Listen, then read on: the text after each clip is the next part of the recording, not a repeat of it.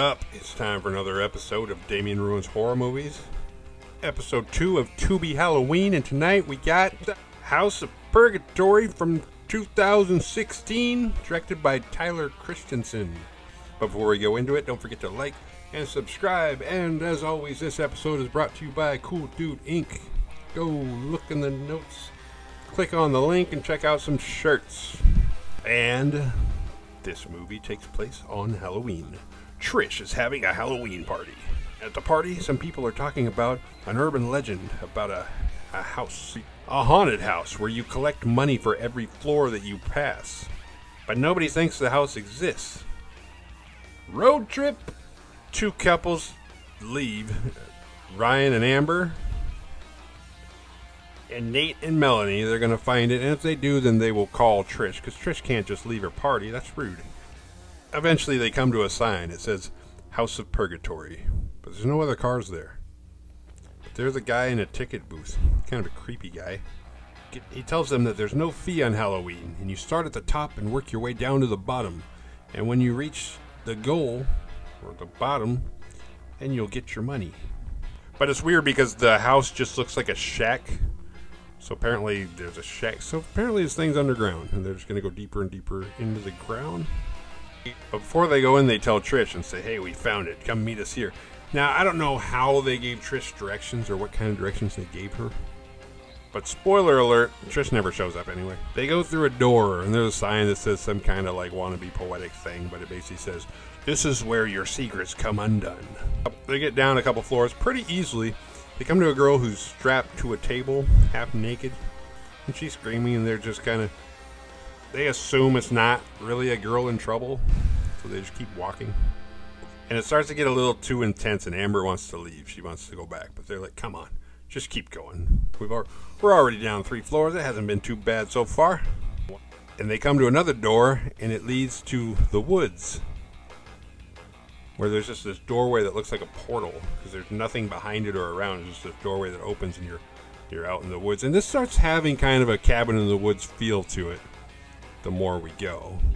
And it's seeming less and less like a haunted house and more like a video game where you start on one level and you keep passing different levels until you can beat the game. Like old 8-bit Nintendo games, because I don't think you can beat games anymore. That's why they're so addictive and you just play them forever and ever. Amber gets lured away by a female figure, and the others notice that she's gone, so they freak out. But I think they're partly thinking, well, she wanted to go back, but now she's gone. They're not sure what to think. So they continue without her. And then Ryan gets locked in a room, separated from the others. And now Melanie's starting to bitch out. She wants to leave, and she's convinced that if they just tap out, then they're free to go. That does not seem to be the case, and they have to keep on moving. And then we go back to Ryan, and where he is, he's in a hallway. It looks like he's at school, at high school. There's lockers all against the walls, and he walks along, kind of lost, saying, hello? Hello? Hello? And earlier he had mentioned horror movies, but clearly he doesn't watch them, or else he wouldn't be walking in a hallway in the dark saying hello. Who does he think is going to answer? But he comes to a locker. It's his locker. It's his school. It's his hallway. And he opens the locker, and there's all these pictures of naked men hanging on the door. You know, when you open it, it's just naked men. Then there's like all these pictures that just kind of flood out. More naked men. And he's like, oh shit. And he starts like trying to push them all back into the locker as fast as he can. And it turns out that old jock boy, old football player Ryan, is secretly gay. And maybe that's why he's such an asshole. He's harboring a secret. A deep secret. Amber wakes up and she's strapped to a gurney. Pan back to Nate and Melanie walking down a road. Nate doesn't think this is an ordinary haunted house. No shit. Why? Because you're outside? Because you went through a doorway that led you outside and there was nothing behind the door you just walked out of? That made you feel like something unusual was going on? That's weird.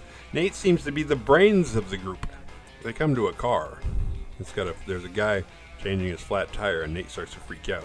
Nate recognizes the scene. Nate was driving one night, and he hit a guy who was changing his tire, and it looks just like this guy. But he didn't stop to make sure the guy was okay, because he drank a beer and was leaving a party. So he just kept on going. The house knows your secrets. Sorry to be all. I'm going to try and make this movie seem more badass than it is. The house knows your secrets.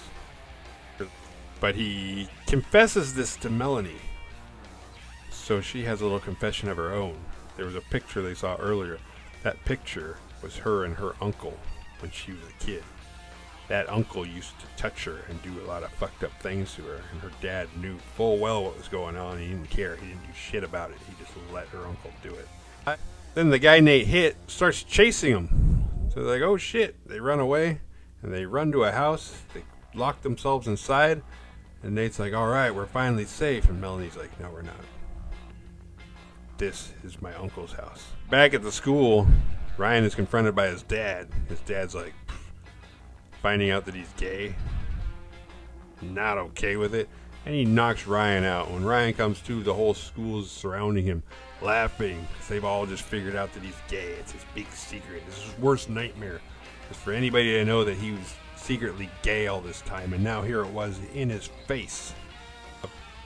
We go back to Amber. And this is like an hour in. This is where I made the prediction that we're going to have the dead end plot twist where they got in a car accident on the way to the haunted house. Amber is the only survivor. That's why she's in like a hospital looking scenario. And the others are in purgatory waiting to figure out if they're going to heaven or if they're going to hell. That's where I think this movie's going. But my prediction was wrong. As Amber gets confronted by her uber religious mom, who looks down at her and calls her a hooer and points at her pregnant belly. How did I not notice that Amber was pregnant this whole time? Because Amber's not really pregnant. The pregnant belly symbolizes the abortion she had. That's her dirty little secret.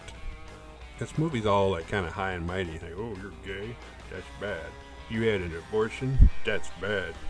You got touched by... It's like weird. Like the only real bad person here is fucking Nate. Nate killed a guy. And they're comparing that with getting molested, having an abortion, and being gay. I don't think this movie was like trying to be hateful. It's just kind of funny. Those are all real teenage problems where you have anxiety that you have to deal with every day and like little secrets. It's just funny. It's just the stair step of like how bad this is compared. Like this really killing somebody really is bad. The other stuff, not bad or even necessarily your fault. Melanie gets attacked by her uncle, and he puts a pillow over her face, and then she wakes up. She's in the field in front of the initial haunted house in that opening scene again, like she hadn't even gone in. But at the same time, like she'd gotten out. Except there was nobody handing out money for surviving the whole thing. But her friends are there. None of them are dead. I don't even remember who all got killed. But they're all alive now. And there's a cop there. So they walk over to the cop car and they get in. And in the opening, when they're on their way when they're walking to the haunted house, there's a cop car there and they notice it. And they ignore it. And the cop ignores them and they go into the house. But now they're coming out and they're going toward the cop car and they get in. And they're sitting there waiting for the cop to drive them wherever he's going to drive them. And they hear a noise. They look in the distance and walk through the field. They see 4 people walking. And it's them. It's the beginning of the movie all over again. And the other them look at the cop car. And then they walk over to the little haunted love shack just like they did. So are they stuck in like this weird loop? But as she's staring at them and she watches them go into the haunted house, her friends in the cop car with her, one by one, start disappearing. They fade away, like Back to the Future, the picture. Back to the Future style, until she's all alone. Then the creepy skull-faced guy, the ticket guy, goes into the car, and I wish I could remember what he said. This is pretty, like, anticlimactic ending for this video. I don't remember what he said, but he said something, and then the credits rolled, and it was over. And this movie kept my interest. Not very good. I'm not recommending it. This haunted house thing, whatever it is, whatever you want to call it, the haunted shack, it's a lot like taking magic mushrooms. Or going into that fucking cave on Dagobah. You know, it's like, What's in there? Whatever you take with you. And that's why it's good to stay real with yourself. Because stuff doesn't go away just because you ignore it. Badass award goes to Mel, I guess, because she was the sole survivor. She didn't really do anything. I guess if I gotta give it to somebody, I'll pick her. What did we learn? Survival tales. Don't chase urban legends. If you come across a haunted house and you're the only one there, leave. Fuck out of there. Don't bottle shit up inside you. It's gonna come out eventually. And the longer it stays in you, the worse it gets. Alright, that's it for this episode, but we'll see you really soon with the next To Be Halloween episode. See ya!